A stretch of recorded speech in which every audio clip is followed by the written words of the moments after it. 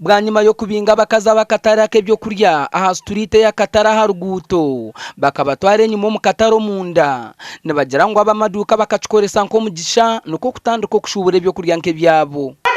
mesina kugura yo nyanya abakamba hanuga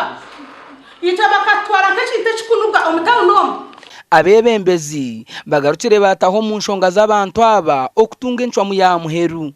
omurukikoru abashubuza b'amaduka nabo bagambire RDC ebizubu byabo amaduka ngine challenge ya amazigaro Rubindi garugine rent ya yigo so kubagize mutureteza license bagira ngo kansoro z'urushoro yo kubanza implementing ekintu ekyo okwamwenda barandroad nibende sini kukweza kupanisa kizimbe esente zo wapanisa banona ngo jiro ofune sente za randroad bwa nyuma yo kwezo kora jekuta okora tu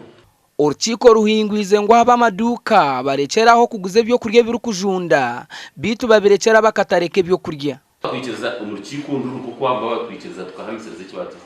abantu abaguza perishables aha maduka wetegereza tukarera mu mantu tukwata grocery tukacitara tukakwata abakuguza amaduka perishables bakazihaho